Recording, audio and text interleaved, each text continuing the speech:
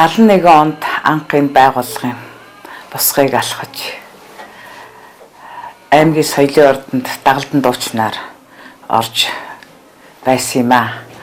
За тэр үед бол яг соёлын ордны статустай цөөхөн тооны уран бүтээлчтэй тийм л байсан л да. За тэгээд энэ хамт олонд соёлын ордны хамт олон донд орж ирээл дуучин болж анх тайзан дээр гарч байлаа. Жаахан байсан би 11 настай. Тэгээд ямар та нөгөө манай соёлын ордны дарга Цэнди Энивш гэдэг хүн байсан. Тэгээд анх намайг ажилд авч тэгээд энэ соёлын ордны хөгжмийн багш, дууны багш, найруулагч нар намайг шалгаж за энэ хүүхдийг ямар ч байсан дагалдан дуучнаар авъя гэд. Тэгээд дагалдан дуучнаар орж ажиллаад 2 жил болоод л жинхэлж ирсэн юм аа.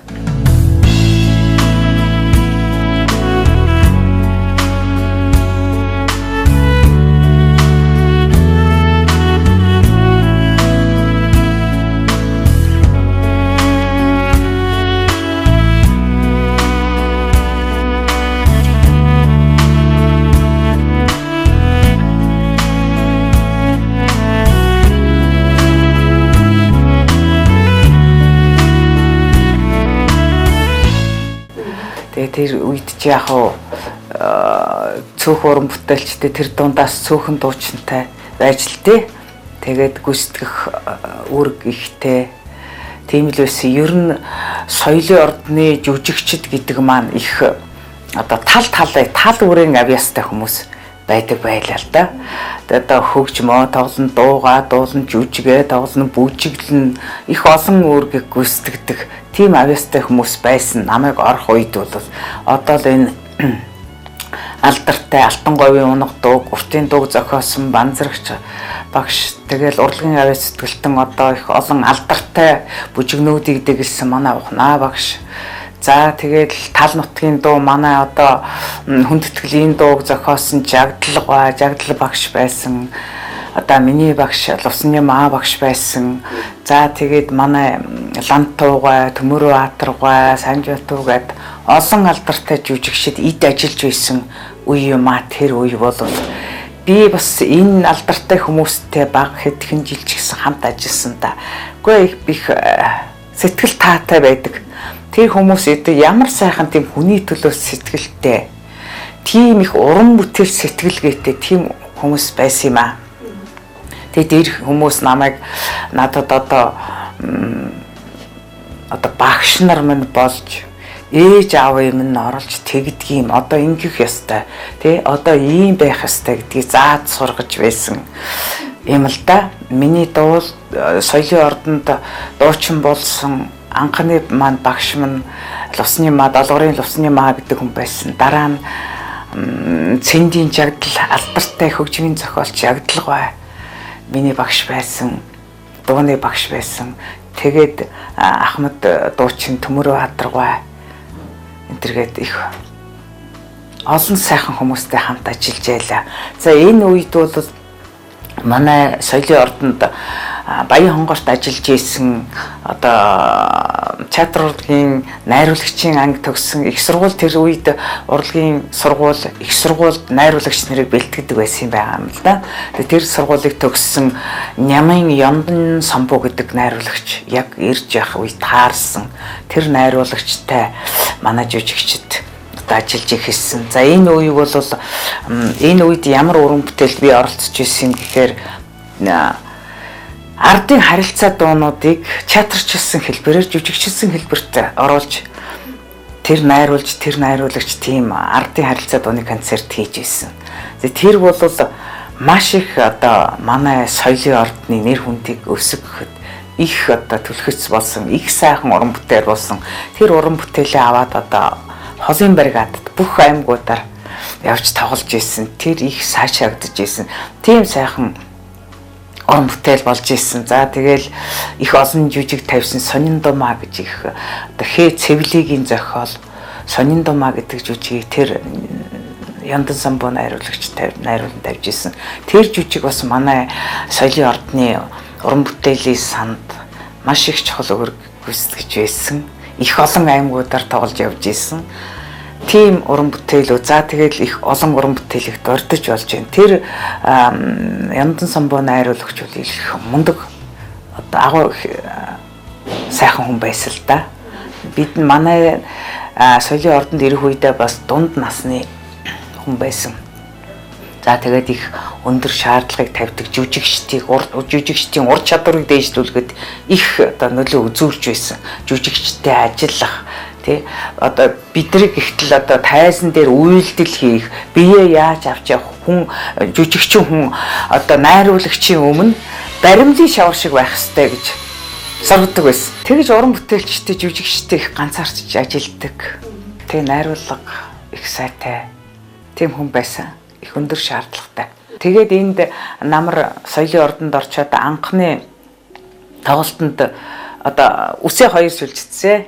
Тэгээ кофрон улаан тоос өсөнтэй зүүтсэн нэг бүжгийн чөлөөдөө нэг ногоон тийм нэгхэн палаж дээлэрхүү тийм өмцсөн тэгээ тоорцогтой. Тэгээд анх би тайзан дээр гарч дуулж ирсэн би одоо санд. Тэгээд тэр үеийн үзэгчд манай соёлын ордны даргаыг энэ мө охиноо яасыг шавдралсан тэ олигтойгоо хувцас өмсгөчгүй. Яасан тэ дөнгөж орсон нэг бяцхан амтнд чи юу сайхан л хувцас байв гэж тэр үед тэ. Тэгэл материал чоор байсан үе юм чин. Тэгэл дараа нь надад гоё хувцснууд хийж өгсөлдөө. Тэгээд би сургуульд явхаас өмнө одоо соёлын ордонд дуулж байхдаа яг ардын дуу дуулдаг байсан. Би задгай хоолойтой. Яг ардын дуучин байсан. Тэр үеийн бичлэгийг одоо миний урын санд байгаа Монголын радиод байгаа бичлэгийг хүмүүс миний дуу гэж таньдгүй. Одоо бол нөгөө ардын дуу дуулж исэн. Үе сургуульд ороод хоолой тавиулсан дуунуудаас ялгадгүй. Чиний бичлэгэн дунд нэг өөр хүн дуулдаг. Тэр хэний юм бэ гэд ингэж ярьдаг байхгүй. Дуулашийн сургуульд очисон би яг ардын хоолойтой, задгай хоолойтой нэг жоохон амт очсон л доо. Тэгээд тэр яагаад би тэрийг цогж ярих гэдэг юм гэхээр тэр үед чинь ер нь Монголд зөвлөлтийн мэрэгчлэлтүүд их ирж ажиллаж байсан. Манай Монголд зөвлөлтийн мэрэгчлэлтэн ажиллаагүй одоо салбар байхгүй хаа баг. За тэр үед манай хөгжим бүжгийн манай сургууль хөгжим бүжиг дээр хичээлдэг. Хөгжим бүжиг чинь материалыг бааз сайтай Монголын ганц одоо хөгжмийн юуны урлагийн сургууль байсан л да. Тэгээд хөгжим бүжгийн сургуульд зөвлөлтийн мэрэгчлэлтнүүд ирж ажиллаж байх үед миний багш Шевлёв гэдэг хүн зөвлөлтөөс Москвагаас ирж Гинесний дуу хөгжмийн академийн багш байсан миний багш. Тэгээд тэр багштай би хуваарлагдаад тэгээд тэр багш маань миний энэ задгай ардын хоолойг тавимл хоолой болгож хувиргасан миний хоолойг эрдэмжүүлж өгсөн чухал одоо анхны миний хоолойг сонгодог хоолой болгож хувиргасан миний багш энэ хүн Евгений Ильич Шевлёв гэдэг хүн Москвагийн Гинесний академийн профессор ийм хүн. Тэгээд энэ багштай би хичээлж үнэхээр би их азтай гэж би боддог өөрийгөө. Үнэхээр азтай. Тэгээд тэр их туршлагатай хүн миний тэр их задгай ардын хоолой мөртлөө миний хоолой их хүчтэй хоолой байсан. Тэгээд багш маань бодож ингээд дасгал уншуулж яаж байгаа л тэгэл ажиллаж ихэлсэн. Тэгээд ер нь хоолой тавиулна гэдэг бол бас их хэцүү. Тэр тавьж байгаа хүндэж тавиулж байгаа хоолой тавиулж байгаа хүндэж хэцүү. Хаахад цацсан, янз бүр дуурна их хэцүү. Тэгж жаад миний энэ туршлагатай, эрдэм чадвартай энэ миний багш өөрөө дуучин мөртлөө төгөлдөр хуурчаар эхлээд төгссөн, дараа нь дуулаачаар төгссөн. Ер нь бол Европын өндөр хөгжилтэй орнуудын дуучид бол ихэнх нь төгөлдөр хуурч мэрэгчлээ тийм хүмүүс байдаг. Миний багш тийм мэрэгчлээ хүн байсан. Тэгээд ерөөсө бид нарыг дуулах нь одоо бид нар чинь эхлээд дасгалжуулна.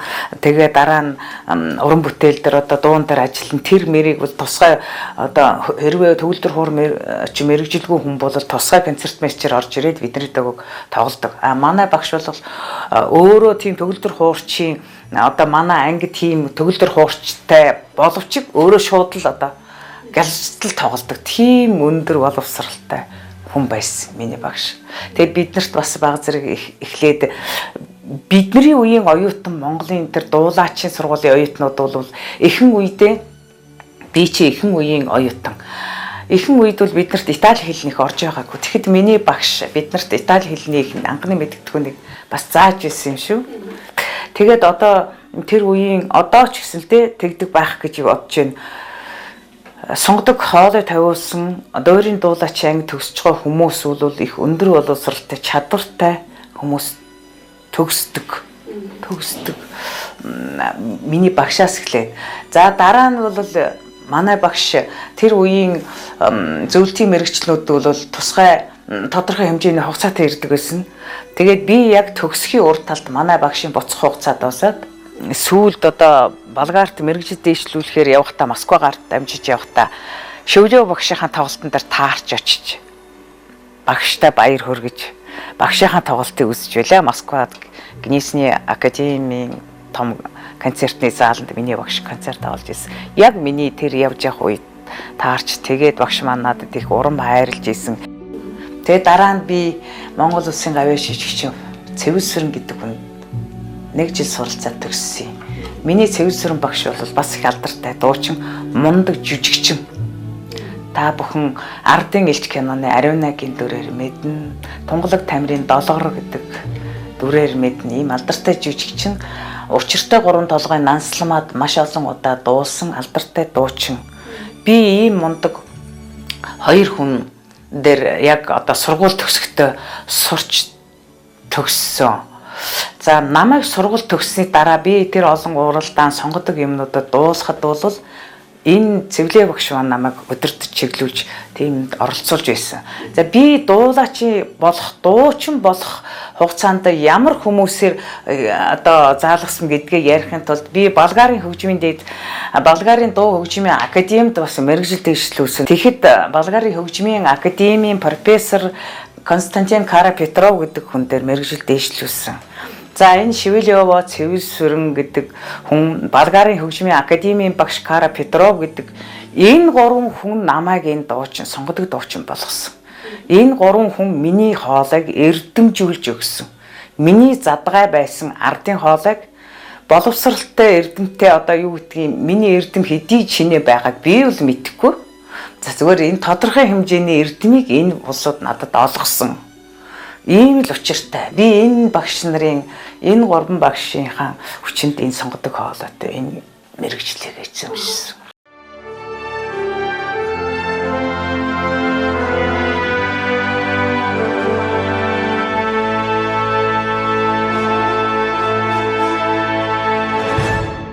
За би дуулаачийн дэд сургууль төгсөөд орон нутгата энэ театртаа эргэж ирээд ажиллана гэж баг амлалт өгöd явсан баг. Манай удирдлагууд бас сургууль төгсөөд эргээд ирэн шүү гэж хэлсэлтэй. Тэгээ миний сургууль төгсөх үе ямар үйл явдалтай давхцсан гэхээр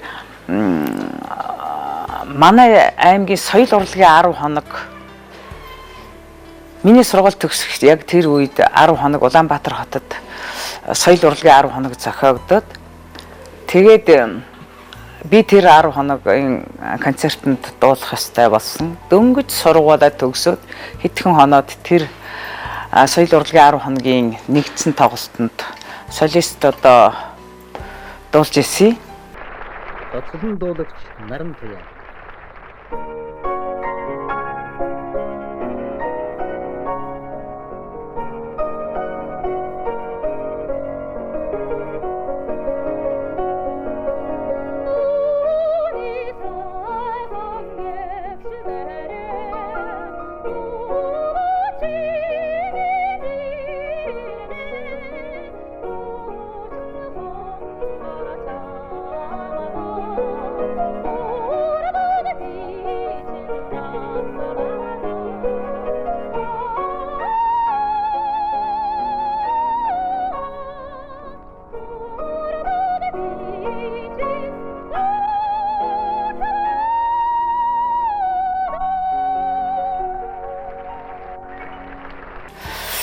За тэнд 10 хоногт орцчоо тэгээд би орон нутгатаа ирээд энэ театртаа анхны дээд мэрэгчдийн дуучин болж ирж байлаа.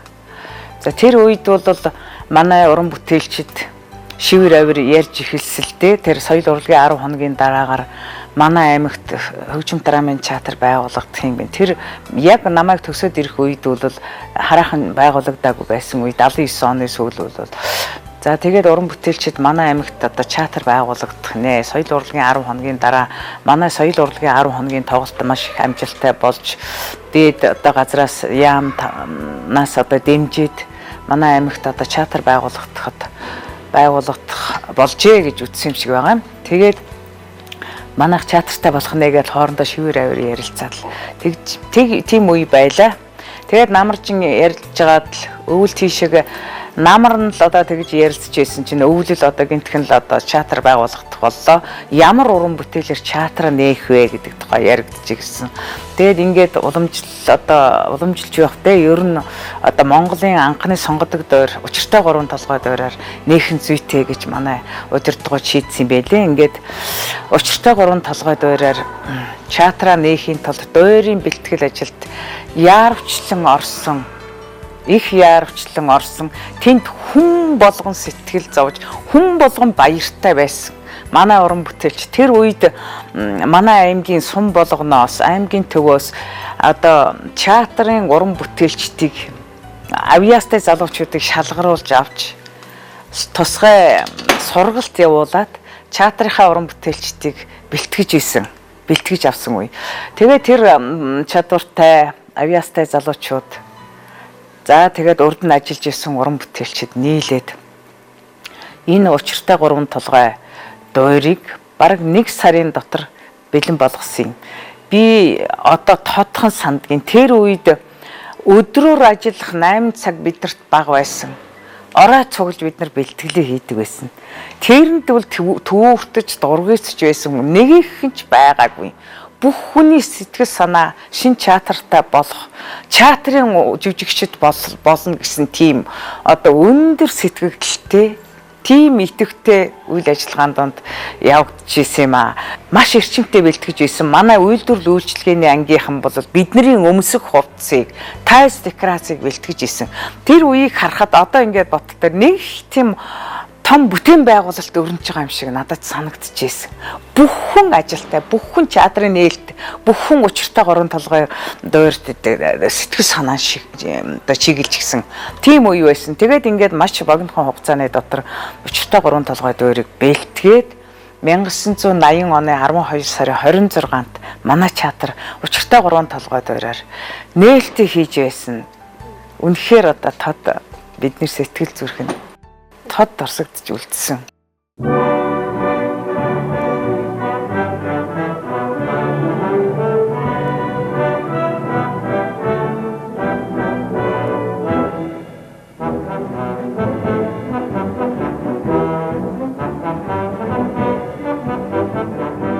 Дуулах урд чадварын хувьд бол одоо яг би өөрөө бэлтгэгдэж ирээд удаагүй сургууль төгссөн өстой нөгөө бодог нь хангалттай хүн байсан байлгүй. Тэгээд дүр бүтээх тал дээр бас одоо тэгээд Монгол эмэгтэй хүн тэр сайхан үзэсгэлэнтэй сайхан нансалмааг яаж гаргах вэ? Энэ юунд бол манай театрын анхны найруулагч одоо театрыг нээсэн анхны найруулагч бол урлагийн авь сэтгэлтэй Сугар гэдэг хүн байсан. Театр нээхэд одоо Сугар гэдэг хүн Сугар найруулагч маань энэ учиртай 3 толгой дойрыг найруулсан. Тэгээд энэ одоо туршлагатай найруулагчийн хүчинд одоо бид нар залуу уран бүтээлчид бид нар одоо энэ учиртай 3 толгой дойрыг дойрт тоглох энэ уран бүтээлийг туулж гарсан да.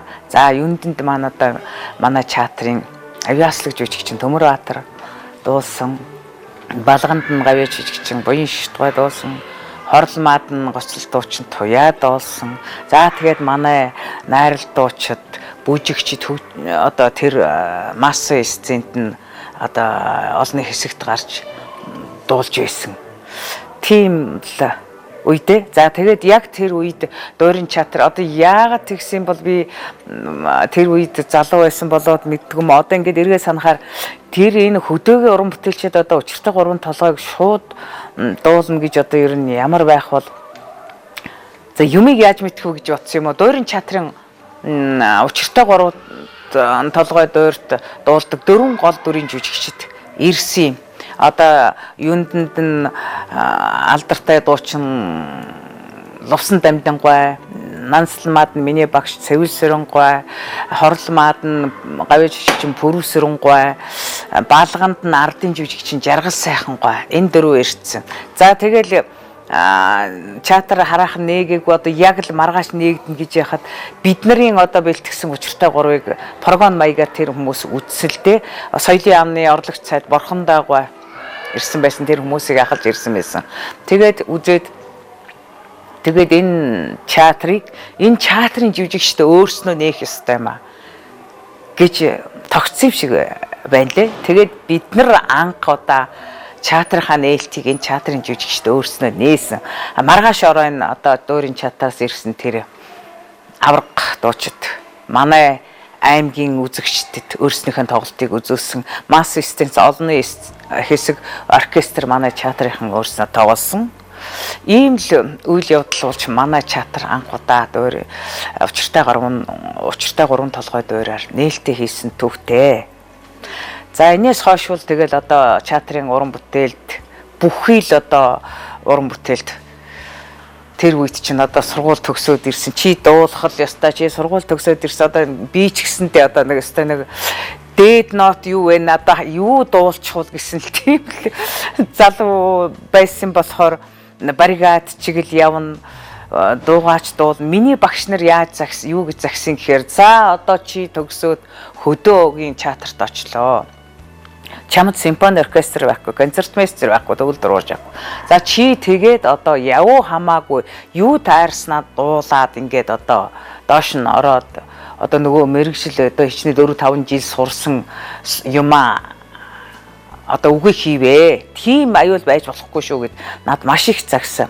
Манай чатрын дараагийн томхон уран бүтээл юу байсан гэхээр 1981 оны хэдэн сард үлээ 6 сард үлээ Дархан хотод болсон хөгжим драмын чатруудын уулзалт тоглолт гэж маш гоё юм тийм уулзалт тоглолт боллоо. Тэрэнд манай чатар 6 сартай оролцож байсан. Маш амжилттай оролцсон юм да. Тэнд их сонирхолтой гоё уулзалт тоглолт болсон. Одоо тэгэл хөвсгөл баян хонгор бүхэл одоо хөгжим драмын чатрууд орнотын нөгөө их олон жилийн түүхтэй орнотын чатар бүгд чатрууд очсон. Тэгэл орой болгон бие биенийхээ чатруудынхаа тоглолтыг үздэг. Бие биенээсээ одоо туршлах судалж байгаа шүү дээ тий. Тэр одоо ямар дуу дуулж байна? Шинээр гарсан юу байна? Эдний чатар ямар одоо өнгө аястай байна? Эдгээр гэдгийг үзэж сонирхож байсан. Тэр их сайхан тоглолт болсон. Тэнд манай чатар 6 сартай гэхэд маш их магтагдаж байсан шүү. Соёлын яам, урлагийн ажилтны холбооноос очиж үтсэн комиссууд манай чатрыг их магтаж байсан. Тэр бол их сайхан тоглолт болсон. Манайх нэлээд хэдэн хөгжим драм тоглосон шүү. Хамгийн анхных нь одоо Бяравагой урдын гавь сэтгүүлтэн төрийн шагналт Бяравагой манай чатарт Хялархтан гэдэг хөгжим драмын жүжигийн хөгжмийг бичжээ. Цомлын төрийн шагналт Дамбын Төрөтийн цомлоор анх одоо Хялархтан хөгжим драмыг манайх тавьсан. Энэ их амжилттай болсон. Энэ хөгжим драма аваад бид нар одоо бас холын бригадуудад хөвсгөл үгээр тоглож ирсэн л да. Тий. Тэгтээ Бяравагой бол манайд ч хөгжим драм тавьсан хөвсгөлийн чатарт ч одоо амьдралын улаан шугамжлуу тим нэртэй хөгжим драм энэ төр тавьж исэн үе. Тэгээ манайх Хялархатнаа аваад холын бригад аймагуудаар явж яхад хөвсгөлийнхэн тэгж ярьлаа гэд Бяравагой бас ундууцч байсан. Би одоо санаж байна. Бяравагой одоо манайд бичснээс дорногойд энэ Хялархатныг илүү өчжээ гэж яриа гаргасан. Юугаа ярьж байгаа юм сан золигнууд вэ гэд Бяравагой тэгж ундуусч ирсэн. Манай тэр хөгжим драмын Хялархатан бол үнэхээр сайхан жүжиг болсон. Тэнд яасан гэхээр Бяравагой тэнд одоо тэр шашны үйл одоо хаалттай байсан үе шүү дээ 80 хэдэн он гэдэг чинь. Тэр үед бол энд одоо маань хөгжөөх цамын бүжиг тэр талын имийг төлөхөө бас энэ дээр үзүүлсэн. Тэр нь одоо зэрэгтэлд үзэгчдэд маш их таашаагдаж сонирхогдож байсан. Тэгээд нөгөө өөрийнх нь одоо Хялархатан гэдэг хөгжим жүжигийн зохиол нь их сонирхолтой. Тэнд бичсэн одоо дуулалтай юмнууд нь их одоо мэрэгжлийн төвшөнд бичигдсэн. Тийм хөгжим драм болсон. Дараа нь манайд их говийн зоригтон гэдэг бас хөгжим драм бичигдсэн. Тэрийг бас Бяаваагаа бичсэн. Мөнгө төрч найруулагч найруулсан. Энд үл нөгөө олон адуу хил давж шуурганаар явж исэн үеийг одоо манай их говийн зоригт одоо хүмүүс яаж давд туулж ирснийг харуулсан тийм зохиол шүү дээ. Тэн дээр бас одоо би Должингийн дүр тоглож ирсэн. Тий, гол дүрлээ. Тэр тийм тоглож ирсэн. За тэрнээс хойш манайх Бөмбөлдөө Баатар гэдэг хөгжим жижиг бичсэн, Мөнгө өлзигийн дараа нь 9 шаргын тоос гэдэг бас хөгжим жижиг бичсэн, Мөнгө өлзигийн зохиолоор хөгжмөөр ийм хөгжим драмууд бичсэн. Дараа нь хөгжмийн чимэглэлтэй одоо Муурын байшин гэдэг Маршакийн Муурын байшин хөгжимчийн чимэглэлтэй бас тоглож байсан. Тэгээд Хялар хатан хөгжим жижигийн Сэржимдгийн дүрээр би соёлын яам урлагийн ажилтны холбооны шилдэг уран бүтээлийн шагнал авч ирсэн. Сургууль төгснөхөө эд шидийг үзүүлэх ёстой. Гэтэл одоо тэр үед чинь бүхэл юмд л одоо алсын бригад явсан ч л одоо жил алгасалгүй бригад явна. 60 хоног, 70 хоног, 45 хоног явдаг байлаа тэр үед. Би 70 хоногийн бригад нэг удаа явсан, 60 хоногийн бригад 2 3 удаа явсан юм уу. Тэгэл 45 хоногийн бригад хэдэн жилч явсан юм бэ? Тэгж явж исэн шүү. Манай хан тэгж л одоо төлөвлөгөө нормоо биелүүлж байсан. За тэрний хажуугаар манай энд чинь одоо зөвлөлтийн том цэргийн анги, гарнизон гэдэг юм одоо тийм нэгтгэл том юу байсан. Тэр зөвлөлтийн хүмүүст, зөвлөлтийн даашдад бид нар одоо бас урлаг соёлоор үйлчлэх ёстой. Тийм үүрэг хүлээсэн байсан. За тэгээд сургууль төгсөөд ирсэн. За чи орос багштай сурж байсан. Би орос дуу олонтой байсан. За манай оркестр тэр үед хүчтэй байсан. Манай бүжиг оркестр бүгд хүчтэй, хүчрхэг байсан. Тэгээ оркестртээ би ямар ч сонгодог имийг, ямар ч орос дууг би оркестртайгаа дуулдаг байсан. Тэгээд тэр үед чинь орос цэргийн анги дээр очиод орос дуунуудаа дуулна. Одоо тэгээд явахгүй юм, хийхгүй юм одоо байгаагүй. Тэгээд олон шагнал биелдээ улсын уралдаануудад анхны миний анх орсон уралдаан бол 1983 онд болсон мэрэгжлийн дуучдын улсын 2 дугаар уралдаан гэж маш том боловсролтой. Тэр боловсролд дэлхийн одоо маш том дууруудын дандаа арeenуудыг оруулсан. Тийм уралдаан болсон. Тэгээд би дөнгөж төгсж ирээд 3-4 жил болж исэн дөө. Тэгээд багш маань чи энэ уралдаанд ороо. Ямар ч байсан ор. Чи уралдаанд байр эслээ зүтгэхгүй юм гэхэд чи энэ хүмүүс мэрэгжлийн дуучид яаж дуулдгийг сонирхох ёстой. Тэ? Тэр үед чинь тийм одоо бас үзэл бодолтой байлаа л да. Тэгээд ямар ч байсан чи энд концерт мастер байхгүй нөгөө. Төгөлдөр хуурч байхгүй. Нөгөөдөө ганцаараа ингээд төгөлдөр хуур дээр тоншиж тэгээд сураад тэгээд юу гэж ятсан гэж би за нэгдүгээр төрт орчоод тэгээд л тэр л одоо уралдааныг үзэндээ тэр уралдааныг л үзчихээд ирээгээд л явсан чинь нэгдүгээр төртөд ороод хоёрдугаар төртөд орчдөг юм байна. Тэгээд хоёрдугаар төртөд орчоо за гуравдугаар төртөд орохгүй л халдаа тэгэл сайхан уралдаа үзчихэл яа гэсэн чинь 3 тас орцсон.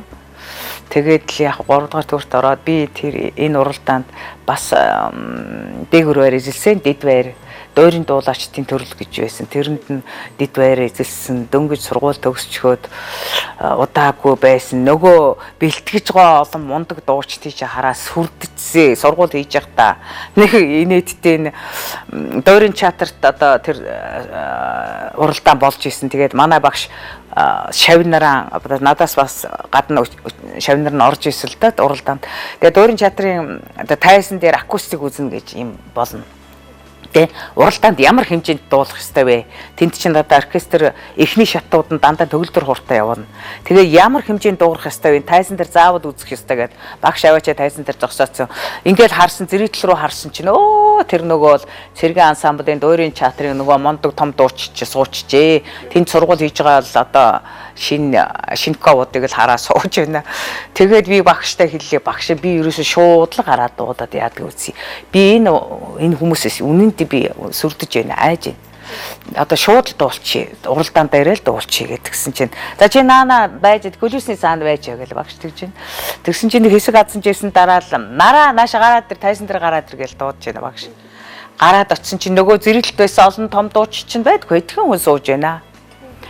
Гараад ирээ би энэ улсуудыг зохицуулчлаа. Одоо ямар ч байсан тайзан дээр үзэхгүй болохгүй. Сургууль ихгүй болохгүй. Гээд тэгсэн чинь зэрэглэлээс нэг эрэгтэй хүн дуурч байна. Гэхдээ энэ наран тээ гэдэг бараг л энэ амтан гэхээ шахчаа. Нэг хүн энэ одоо энийг хэдхэн хүний өмнө дуулж чадахгүй юм чинь уралдаан болохоор яахаа ухаалдаж унах юм уу яах юм гэж хэлдэг байна. Би л айж байгаа гэж ихтих энэ одоо ямар хүн юм болдоо л гэж чимээгүй л байжсэн. Тэгсэн дараа нь тэр хүн алдартай хөгжмийн зохиолч урлагийн гавьяа сэтгэлт норсонж явгаа байсан. Тэгээ дараа нь уралдаанд байр эзлээд бас гайгүй яах вэ тэгээд л явж яхад л таарчаад л тэр Дорноговын нарантья Куин Дорноговт одоо бас ийм юу гэдүүлээд ийм чанга дуутай хүн байдаг юм бах та. Дараа нь танилцчихад их сүрхий сайн байсал та цэвлэгийн шав гэл тэгжсэн намайг тэгж загинж ижлээ тэр норсонж явгаа.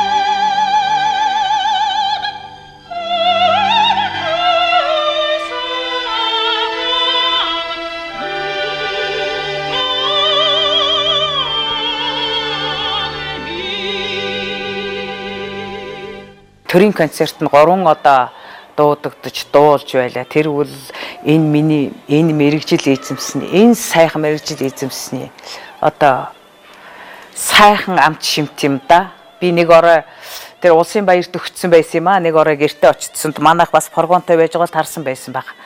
Гэртээ орой хоолоо хийгээл байжсэн чинь утас дуграад л гэрийн утас дуграад л наран тгийгийнх мөн үл гэж хэлээ. Наран тгийгийнх мөн өгсөн мөн л гэлээ гэсэн. Улсын баярын наадмын комиссаас ярьж байна. Маргааш орой төрийн концертанд дуулах ёстой боллоо. Шаардлага гарлаа. Чи өнөө орой суудалд суугаад ирээ маргааш өглөө. Соёлын төвөргөн дээр бэлэн байж ялгээл тэгжээд. Тэгээд одоо яах вэ? Заал гэлээ. Тэгэл одоо наадмын төв комиссаас ярьж байна гэхээр чи одоо төрийн концерт юм чинь сайхан төрийн концертанд дуулах сайхан. Тэгээд л тэр ороогоо тэр чинь орой болцсон суудлын явахт өгсөн байсан. Шурт гэдэл чатраар орж хувцас аваад л тэр төв комиссаас наадмын төв комиссаас юу ятсан байсан. Чатрын дарга руу ярьсан байсан. Тэгээд очиод л маргааш нь прогонд ороод оройн төрийн концертанд дуулж исэн.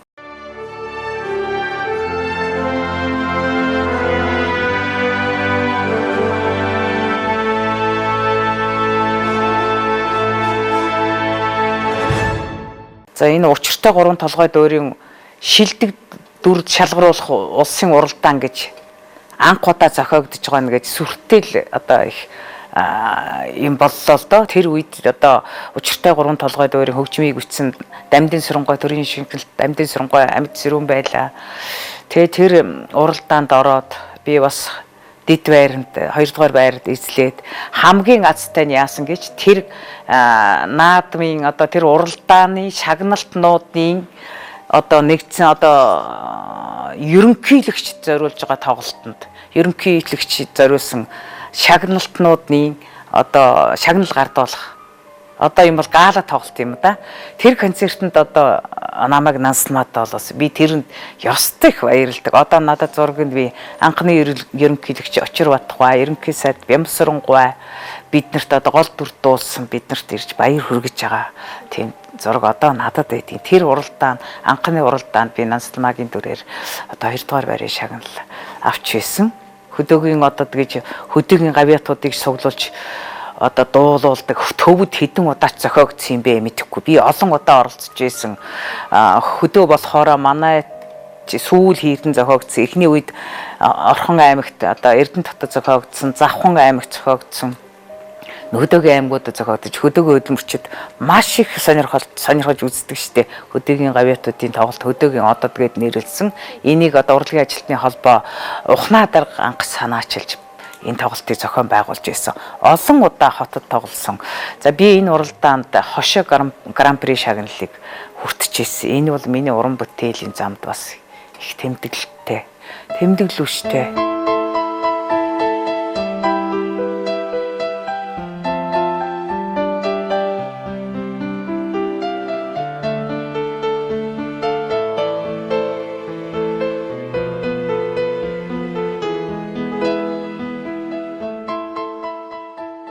Их соёнгийн ариулагч Дан Заривжаагийн үүсгэн байгуулсан нүүдлийн театрын цаг үеийн үргэлжлэл болсон урлагийн ариун сүм Сарвхөө театрт 40 жил уран бүтээлээ төрөөж яваа Монгол улсын гавьяач жүжигчин Лувсан Жамцын Наран туяа хэмээх эрхэм хүмүүний тухай өгүүлэхэд юм байна.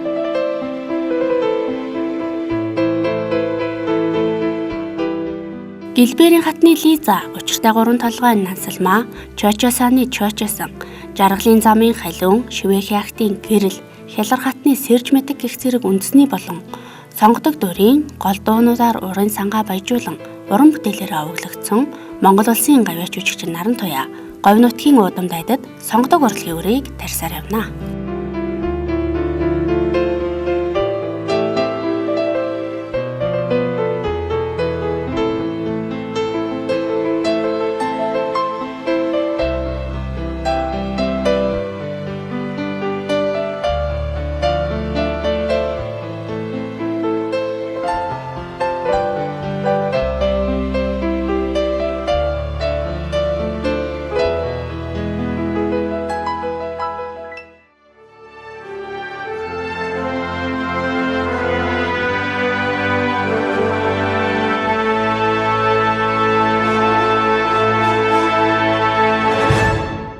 Дуурин театрт анх багшийнхаа удирдлагын дор учиртай гурван толгой дуурин Нансалмаад, Шивээх акт дуурин Гэрэлд дуусан юм а дуурин театрт. За дуурин театрт очиход бол яг нэг очлолтоор би хоёр дуурин гол дүрийг бэлтгэл хийж аваад тэгээд 7 хоногийн зайтай тоглож ирсэн юм. Учиртай гурван толгой дуурин Нансалмаад эхлээд дуусан. Дараа нь Шивээх акт дуурин Гэрлийн дүр дуусан. Ер нь би өөрийнхөө театрт мөн дуурин театрт их талархаж байдаг. Яагаад тэгэхээр би дуурин театрт сонгодог болоод үндэсний дөрвөн дуурин гол дүрт дуусан дуурин театрт. Тэгэхэд надад тайзан дуурин театр оркестр бүх юмаа надад боломжоор цаг гаргаж өгч ийсэн. Бэлтгэл, сургууль, тоглолт бүх юмдаа надад сайхан хандаж ийсэн. Дуурин театрын үеийн удирдлагуудад би бас их баярлж байдаг шүү. 88 онд би учиртай гурван Шивээх акт дуулчаад 91 онд Пуччини Чочосон дуурин Чочосонд дуусан. За энэ бол бас их цаг, хүч, хөдөлмөр, хөлөс бүх юмыг одоо зүсэн миний шимтэж дуурлаж дуусан дүр байгаамаа.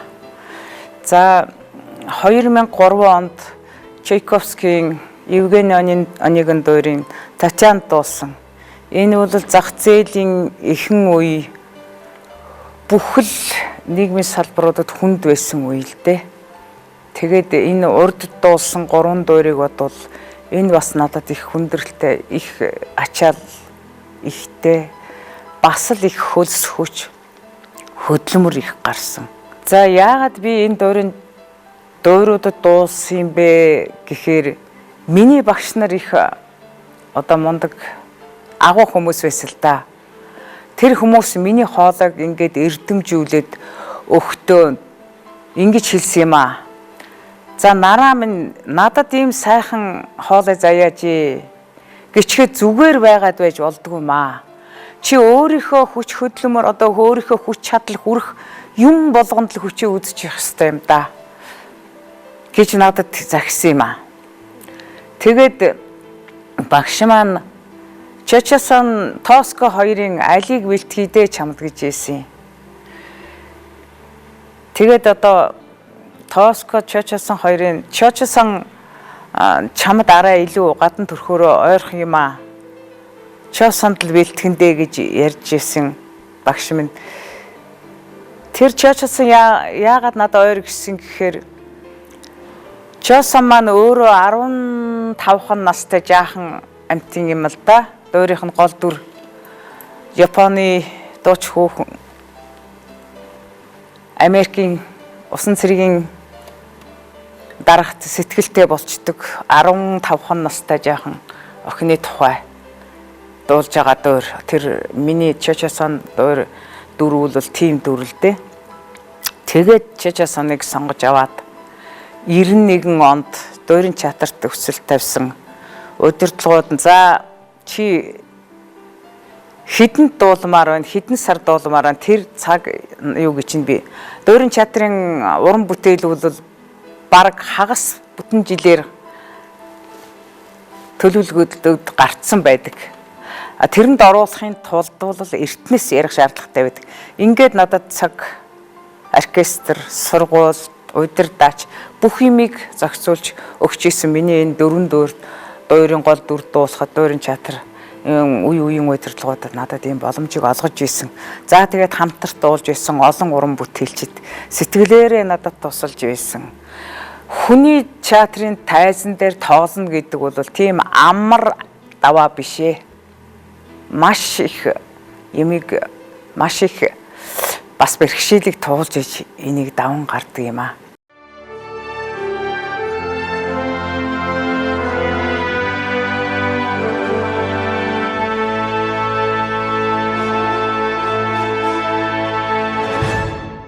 онд Улсын филармонд бие даасан сонгодог бүтээлийн концерт тавуулсан юм. Энд бол тэр үед филармоны дарга манай ухнаа дарга байсан. Данзуанчгийн ухнаа гэж манай нутгийн ухнаа дарга филармоны дарга байсан. За би дарга нутгийн хүний хувьд гिचич яаж байгаа юм биш. Ер нь филармоны оркестртээ би олон удаагийн тоглолтод энэс хойш олон удаагийн тоглолтод филармоны оркестртээ дуулж исэн. Энэ бол надад их ойр дотн санагддаг. Филармоны оркестр тэ морин хуурын чуулгатай их олон тоглолтод дуулж исэн л дээ. За тэгээд 89 оны тоглолтод их ямар бүтээлүүд орсон гэхээр дандаа л би ихэнхдээ Монголын болон гадаадын сонгодог бүтээлүүдийг дууссан. Тэр концертанд тэр их сайхан болсон филармоны заалан тоглосон. За 99 онд Монголын үйлдвэрчний соёлын төв ордон гэж эд одоогоор юм ба соёлын төв өргөөчгөл гол концертны заал байлаа л да. Тэнд би үд дундын говь гэдэг бие даасан уран бүтээлийн тоглолт концерт тоглосон. Энэ тоглолт бас сайхан болсон. Энд филармоны оркестр алдарт удирдаач төрийн шагналт ардын жүжигчин Чулуунган удирдлаганд тоглосон. Энд би маш их талархдаг. Барагтай хүнд тэгж бие даасан тоглолтын дохид өгдөг тийм том хэмжээний хүн шүү дээ Чулуунгай. Тэгээ яах вэ? Би ямар том амьтан биш хөдөөний нэг дуучин хөрхий. Намайг тэгж бодож яасан баг. Урт насан гой тэр концертыг найруулсан юм аа. Тэгээ урт насан гойч бас нөлөөлсөн баг. Тэгээ зөвшөөрөөд Чулуунгай тогсон. Маш сайхан би тэнд тэр тоглолт их сайхан болсон. Их амжилттай болсон. Тэр тоглолтын дээр Бурятын алдартай дуурин дуучин Дугар Дашин юугай Монголд ирсэн байжгаад миний тоглолтынд морилон ирж үзсэн. Надад зураг нь байдаг. Дугар Дашин юугай. За тэгээд тэр тоглолтын дээр манай би төвд тоглосон бүх тоглолтонд театрынхнагаа урьдаг байсан. Театрынхнагаа бүгд нь урьсан урилга явуулаад. Тэгээ манай театрын ихэнхдээ ер нь дуучид удирдлагууд миний бүх тоглолтод очиж оролцдог байсан. Энэ бол уран бүтээлч хүнд маш их том сэтгэлийн дэм, их том шагнал юм аа. Их сайхан байдаг. Орон нутгаас, өөрийн чатраас, өөрийн одоо хамт ажилтдаг нөхдүүд очиж миний тоглолтыг үзэж сонирхно гэдэг бол үнэхээр сайхан байдаг. Энэ тоглолтнуудад бүгдэд нь миний ажилтдаг чатрынхан очиж оролцож байсан.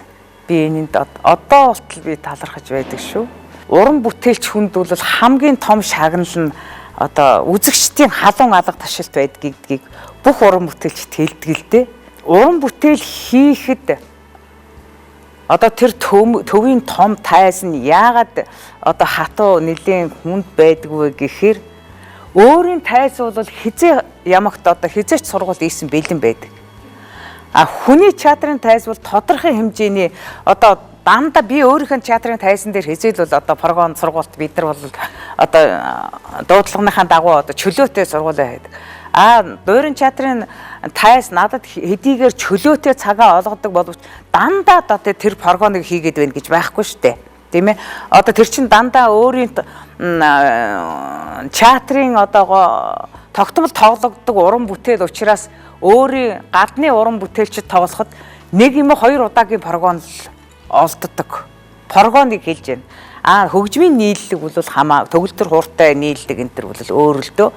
Тэр нэг юм хоёр удаагийн прогон дээр л одоо яаж тоглох, хаана яаж зогсох юм бэ?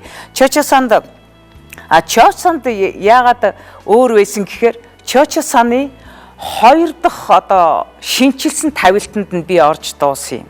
Тэргээрээ олон удаагийн прогонд орсон. Евгений Онегины Татьянад бол би 2хан удаагийн прогонд хийж ялаа. Яагаад тэгэхээр тэдний өөрсдийнх нь тогтмол тоглодог жүжиг дуурьт бол дуурь юм чин дандаа надад зориулаад тэр олон оркестр 60 хэдэн хүний бүрэлдэхүүнтэй оркестр тэр 100 хэдэн хүний бүрэлдэхүүнтэй уран бүтээлчид дандаа надад зориулаад энэ дорнговын дуушин дуулах гэж байгаа юм гэдэл өдөр болгон прогон хийгээд байна гэж байхгүй. Энэгээрээ ялгаатай. 2 удаагийн прогон өөхөд бол их л одоо том цаг л да. Тэр бол их боломж олгож байна гэсэн үг. Тэн дээр одоо хуучин одоо энэ тэр гол дүр дуулдаг Татьяна дуулдаг хүнтэй гол дүрийн дуучинтай л одоо их ойртож энэ сцентэй тэр энэ сценийг яаж хийхийг тухайн уран бүтээлч өөрөө мэдэх ёстой тий. Заавалчгүй төвийн тоглодог уран бүтээлчийн тавилтыг дуурайх биш. Би энэ дээр ингэж хийх юм. За Татьяны загтлын хэсэг гэж том юм байдаг. Татьяны загтлын хэсэг тэр загтал нь бол маш урт дуулагддаг. Яагаад тэгэхээр энэ бол дэлхийн том одоо сонгодог дуучдын уралдааны нэг одоо хэсэг болж ордог Татьяны загтлын хэсэг. Загтлын хэсэг дээр яаж байх юм жишээлбэл тэрийг өөрийнхөөрөө олж явах ёстой. 2 удаагийн прогонд. Энэгээр л өөр байдаг л да. Би түрүү хэлсэл хальт ярьлаа л да. Чочосон дуурь 1991 онд дуурин театрт төрийн шагналт ардын жүжигчин Урт насан гуайн найруулгаар 2 дахь удаага шинчлэгдэж тавигдсан. За тэрэнд нь Урт насан гуай яагаад надад тэгж ийсэн би одоо болтол тааларгадаг. Би дуурин театрт 2 дахь удаагийнх нь шинжсэн тавилтыг найруулах гэж байгаа. Чи хэрвээ өөрөө хүсвэл би сонирхож байна чамайг. Чи Чочосон дуулахаар бол чи энд орж дуулж болно шүү. Би чамд саналаа хэллээ. Гэт ингээд хэлэх чинь надад ёстой мэдхгүй нэг аманд шар тос ороод ирэх шиг л надад санагдчихсэн. Нөгөө багш нарын маань хэлсэн. Тэ чиний чадал одоо авиас чадвар чи юунд хүрэх ёстой юм бэ? Чиний чадвар чи юу байгаа юм? Зүгээр байгаад байж болохгүй. Чадлаа хүрэх болго юмд одоо сар байж олж авах ёстой байна л да. Тэ манай урлагийнхан ярьдаг штэ. Хүнээс гуйхш одоо тэр хүнд байгаа хэрэгтэй юмыг одоо тийм ээ. Тэр хүнд ямар сайн юм бэ нэ? Тэр хүнээс ингээл булаагаад авах ёстой юм аа. Гэж одоо тийм баримтлал үзэл байдаг. Тэгээ Урт насан гуай тэгж хэлэхэр чинь би өстой заал гин үздэй. Заал гэсэн. Тэгээд 2 дахь удаагийн тавилтанд нь орж тэр сургуульд яагаад онцлог байсан гэхээр 2 дахь удаагийн тавилт учраас сургуулилт прогон их байсан. Дуурин театр энэ Чочосоныг яагаад тэгэхээр 5 жилээр ойгийн тэмдэглэдэг. Тэгээд намайг 40 жилээс хойш 40 жил, 45 жил, 50 жил 3 удаа намайг урьж ойдоо оролцуулсан. Би энэ Монголд дуусан одоо Монголд тоглогдож байгаа Чачасан дуурийн 6 дахь Чачасан юм билээ. Тэгээд тэр ойнхон үеэр том үзэгслэн гаргадаг. Чачасан дуур дуусан. Чачасан дуур 1967 онд анх тоглогдсон. Тэр үеэс хойш тоглогдсон бүх дуучдын зургийг тавьсан байдаг. Тэнд миний тоглож исэн зураг тавиастай байхад за одоо би дуучин болсныг яах вэ одоо бас тийм ээ. Хөдөө нь би нэг малчин хүний хүүхэд. Тэгээд ингээд эрдэм одоо дуулах эрдмийг одоо яах тодорхой хэмжээнд сураад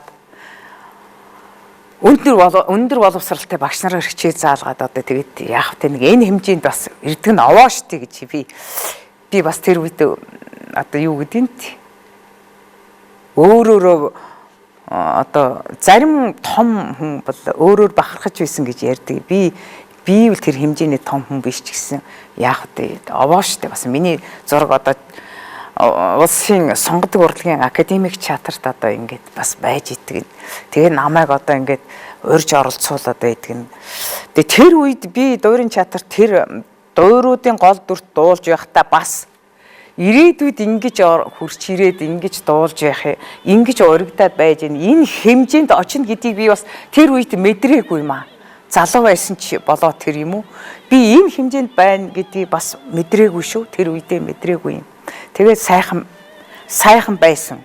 Тэгээд тэр үед нэг сонирхолтой 45 жилийн ойд ороход Чачасан дуулж исэн хүмүүсийг хуваарлаад ингээд Чачасаны дуулах юмнуудыг хуваарлцсан дуулуулж исэн. Тоглолтод тий би нэгдүгээр үзэгдлийн төгсгөлийн хэсэг нэлээд хүн төсгийг надад хуваарлцсан байсан. Уртнасан гой. Тэгээ тэрийг дуусал да. Тэгээ дуулсан чинь их өндөр залуу ирээд надад цэцэг өгсөн чинь би таниагүй. Огт таниагүй. Надад өнсүүлээд баяр хүргээд надад өнсүүлээд байсан чинь Чачасан дуулахад миний 3 настай хүүхдэд дуулж исэн хүү маань надаас маш өндөр залуу болцсон. Надад ээжтэй ирж баяр хүргэж исэн 45 жилийн ойд. Тэр одоо надад зураг нь байдаг. Цогцлом агаа урлаг гэдэг чинь хүнийг соронзон мэд татаж байдаг юм а гэж ярьж исэн. Тэгэхээр урлагийн ид шид, урлагийн сайхан нь эндээ юм. Дуучин болсон хүний жаргал гэдэг бол хүнийг сайхан дуулж байгаа хүнийг сонсоод ууралдаг, уцаарладаг хүн байдаггүй шүү дээ. Тэрнтэй ялгаагүй юм. Тэгээд миний энэ мэрэгчл одоо тэгээд манай энэ нутгийн зэрэгтэл бол ямар ч дууг сонсох чадвартай зэрэгтэл. Яагаад тэгэхээр дуурин театрын 80 хэдэн онд үлээд ирээд энд дуурин театрын одоо хавлааш гой уртнасан гой томцуул ирээд концерт тоглолоо. Тэгсэн чинь манай зэрэгтлээс босоод нэг хүн тэгдгийг шууд тоглолтын дээр хавлааш гой та тэр энгийн дуулаад хаач гэдэл зэрэгтлээс нэг хүн босоод шууд тоглолтын дундуур тэгдэг байна. Тэгээд хавлааш гой одоо надад баяр хүргэж ийсэн. Гэхдээ таныг дуулаач гэд тэгсэн штэ. Тэгээд би гайхгүй тэгсэн чинь чи одоо үзэгчтэй сайхан хүмүүжүүлсэн байна гэж надад баяр хүргэж ийсэн. Яагаад гэхээр сонгодог дуучдыг ингэж хүлээж авдаг хөдөө орон нутгийн зэрэгтэл бас тэр бүр байдаггүй юм аа. Тэгсэн чинь танай зэрэгтлийн хүн босоод танай үзэгчд босоод шууд тоглолтын дундуур намайг тийм одоо мэрэгжлийн дуудуулаад хаач гэд ингээд хүсэлт яах юм бэлх юм аа. Энэ бол бас чиний хөдөлмөрийн бас үр дүн шүү. Чи зэрэгтлээ үзэгчдийг хүмүүжүүлнэ гэж бас том ажил байдаг юм аа. Үзэгчдийг хүмүүжүүлнэ гэдэг. Ямар ч юм сонсож сурах хэрэгтэй. Ямар ч одоо уран бүтээлийг үзэж сурах хэрэгтэй. Дуурийг одоо ингэж ярьдаг штэ одоо Жанцан нарын тэр телевизээр ярьж ирсэн тэр үнэн. Энэ дуурт ямар үйл явдал гардыг бэ гэдгийг нь чухал биш ээ. Энэ дуурт дуулж байгаа хүн яаж дуулж ийнэ гэдгийг л сонсох гэж соёлтой үзэгчд, соёлтой орны боловсрсан үзэгчд тэгж ирдэг дуурин театрт. Тэр тухай ярьдаг. Би тэр ерөнхийлөгчийн зарилгын сүүлд олж үзчихсэн. Тэгэхэд ерөнхийлөгчийн зарлагт нэг сайхан ишлэл юу оруулсан юм бэ нэлээ. За яхаа хөдөө орон нутгийн сургууль төгсөөд хөдөө орон нутгийн чатарт олон жил үр бүтээлтэй ажиллаж байна гэдгийг оруулсан байсан. Тэрэн дундаас хөдөө орон нутагт сонгодог бүтээлийг сурталчлах.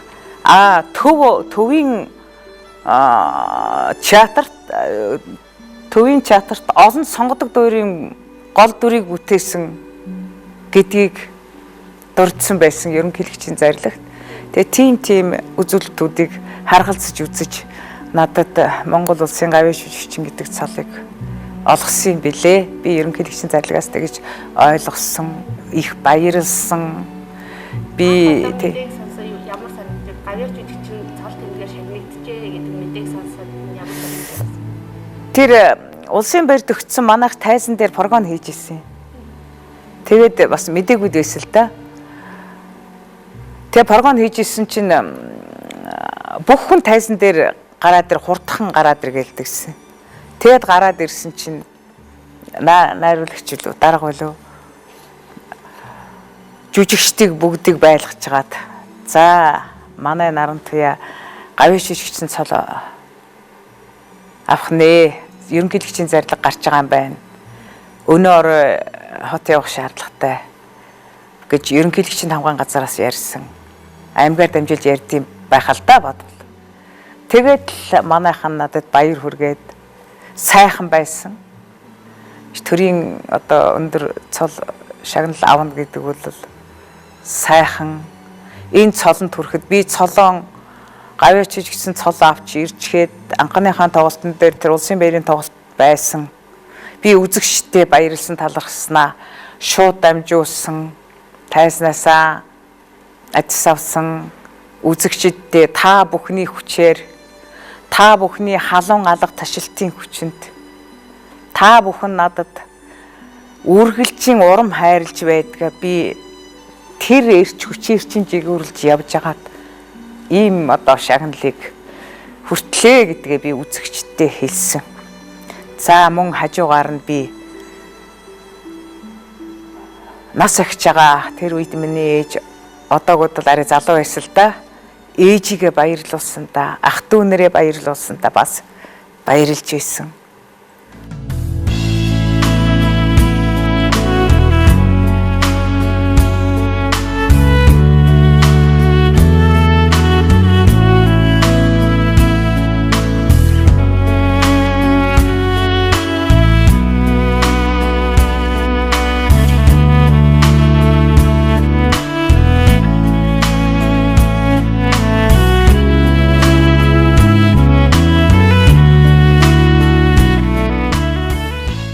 Энэ гавьяатууд гэдэг бол энэ театрт зарим нь соёлын ордноос эхлээд, зарим нь театраас эхлээд хүч хөдөлмөр, авьяас бэлэг юу байдаг бүхнээ энэ театрт зориулсан л хүмүүс байгаа. Тэ? За энэ хүмүүсийн одоо залуу цагтаа, дунд насндаа, өдийг үедээ хийж бүтээж байгаа юм аа. Энэ үзэгч олонтоо толиулах ийм тоглолт болох гэж байгаад бас таатай байна. Бүхэл хүн оролцож байна. Энэ одоо бид 5 6 биш, бид хэдүүлхэн биш. Энэ театрт байгаа бүхэл уран бүтээлчид оролцож сэтгэл санаагаа нэгтгэж байна. Энд хүрэлцэн ирэх үзэгчдийнхээ сэтгэл одоо нийцсэн тоглолт өөдөө ахгүй сэтгэлийн баясгасан ийм тоглолт хийх юмсан гэдэг л мэрэж байна да бид хэд.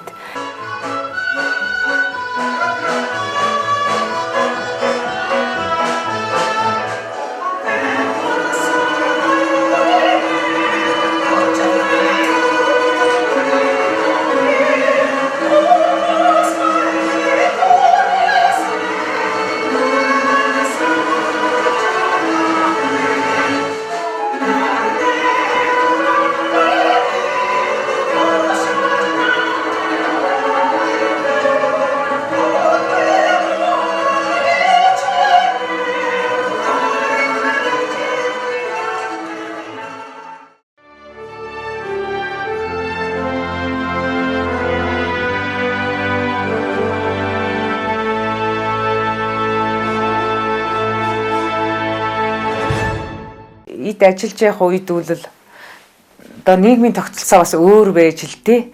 Тэр үед хэн сайн ажиллаж ийнү тэр хүнийг одоо гадаадын тоглолтод их оролцуулдаг байл. Гадаадын тоглолтод би өөрөө мэдээгүй байхад л за тэр Дорноговын нарамт яг тиймд оролцуулж игээл намайг дууддаг хэд удаа. Социалист орнуудын залуу уран бүтээлчдийн анх дугаар фестиваль гэж Москва хотод болсон юм а. Тэнд намайг явуулж соёлын яамнаас дуудаад оролцуулж исэн. Тэнд одоо социалист бүх орны эд хөдөлмөрлж байгаа залуу уран бүтээлчдийг оролцуулсан том фестиваль болоод тэгээд Москвагаас тал тийшээ хотуудаар явуулаад за сонгодог чиглэлийн уран бүтээлчдийг Перм хотод аялуулж тоглуулж исэн. Перм хотод одоо 4-5 хоногч тоглолоо. Тэгээ дандаа социалист орнуудын залуучууд хоорондоо одоо уран бүтээлээ үзэж сонирхох тиймэрхүү ямар хэмжээнд байгаагаа мэдж явах тийм их сайхан байдаг. Чехословак Монголын залуучуудын фестиваль гэж Чехословакийн Праг, Нитра, Братислав гэдэг хотуудад явж тоглож байлаа. Энд бол бас сайхан явсан. Бид нарыг их олон сайхан хотуудаар аялуулж байлаа. Тэгэл Дунай мөрний ирэг дээр усан хугацаар зугаалж явлаа. Үнэхээр сайхан байлаа. Тэгээд 92 онд одоо бүгд найрамд арчсан Солонгос улсын Пхеньян хотод болдог Хаврын баяр гэх юм уу да тэр жил бол одоо нөгөө алдарт удирдагч Ким Ир Сен даргийнх нь 80 насны болж исэн жил юм а. Энд Монголоос нэг 8 хүн явсан. Тэр дотор алдарт хөгжмийн зохиолч төрийн хөшөө шагналт ардын жүжигч мөрдөрж байгаа. Бид нартай хамт тэр одоо Ким Ир Сен даргын 80 насны ойн том арга хэмжээнд оролцож явлаа. Тэр их сайхан байсан. За мөн одоо сүүл үед гэхэд манай театрыг Хятад улсын Өвөр Монгол одоо Хөх хот, Ордос хотодоор бид нар бас театраараа явж тоглож байлаа. За тэгээ Балгаарт бас их тоглолтод орж байсан. Балгаарт сурч байхдаа, курс сурч байхдаа ийм одоо энэ бол одоо би энэ мэргэжлийн эзэмсний шим, сайхан үр шим, урлагийн буян гэж л би бодож явдаг да.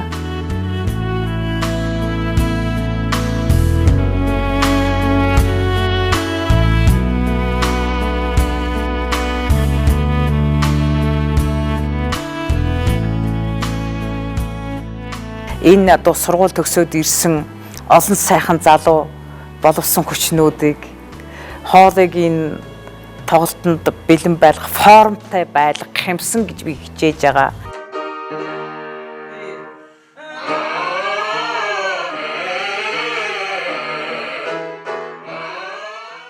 Энэ 9 онд та энэ дуучдыг дасгалжуулаад ингээд байж явах хэрэгтэй байна гэж театрын захиргаа санал тавьсан. Тэгээд би одоо бас өдий жил ажиллаж, өдий жил дууссан хүн юм чинь бас энэ театр чадах бүхнээ би чадах бүхнээ зориулж байгаа. Тэгээд хийх ёстой гэж ойлгосон. Тэгээд одоо хүсэлтийг хүлээж аваад ажиллаж ирсэн. Манайх яг одоогоор 8 дуучинтай. За ихэнх нь дээд боловсрол эзэмшсэн, номын дуу сонссон ийм дуучид байна. Дуучин хүний хоолой өглөө 10-11 цаг хүртэл өөрөөс ирсэн ч гэсэн хүний хоолой амарч унтаж идэг. Тийм учраас өглөө 8 цагт ажилдаа ирчихэд 9 хүртэл манай дуучид дуулахгүйгээр, дасгалаа эхлэхгүйгээр бус юмнуудаа одоо бичлэгээ сонирхож нот мото эргэж харж тийм ажиллаа эрхэлж идэг. Би 9 жоохон өнгөрөөгөөд 9 цагийн үед дасгалаа эхэлдэг. Дуучны нөгөө хоолой сэрэх барих тийм бэлтгэлийг хүлээж агаад ингэж эхэлдэг. Тэгээ дараа нь завсарлаад уран бүтээл одоо шинэ уран бүтээл хийх тоглолтод бэлтгэх нийтлэг сургууль тийм юм аа. Тийм ажиллаа хийдэг дээ. Үдээс хойно ихвчлэн нийтлэг сургуулаа хийдэг. Дуулах урлаг гэдэг бол амьсгааны урлаг юм аа. Хамгийн гол нь амьсгааны урлаг. Би энийг дуучдаа их захидаг. Нэгдүгээрт нь та нар дуучин байхын тулд хүн биеэ яаж авч явах юм бэ? Биеэ яаж уран бүтээл бэлэн байлгах юм бэ гэдгийг хэлдэг юм. Хоёрдугаарт та нар сургууль төгсөөд ирсэн хүн мэрэгжлийн дуучин хүн ямар хэмжээнд дуулах ёстой юм бэ? Тийм шаардлагыг л дуучидаа тавьдаг да.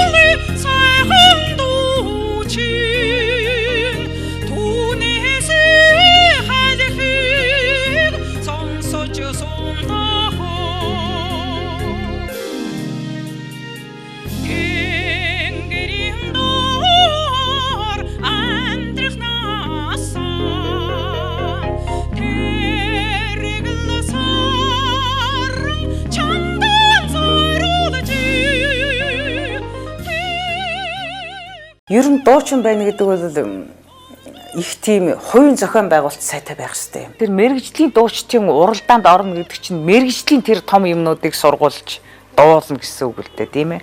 Тийм олон мэрэгжлийн одоо сонгодог л одоо Верди, Пучини, Рахманинов, Чайковский бүх л одоо дэлхийн томцоолын уран бүтээлийг тэрэнд багтаасан байдаг. Энэ уран бүтээлийг хийхин тулд хүн одоо сэтгэл зүй бие одоо хоолой юу гэдгийг бүх юмаа л бэлэн болгож байж тэгээд тайсан дээр муу уран бүтээл гаргах ёсгүй. Эхний шатуудад төгөлдөр хууртаа ороод сүүлийн одоо шалгаруултанд одоо шагналтнуудад шагнал авахын урд талд хэний шагнал авах вэ гэдгийг тодруулахын тулд симфони оркестртэй дуулдаг. Тэр бол одоо маш сайхан.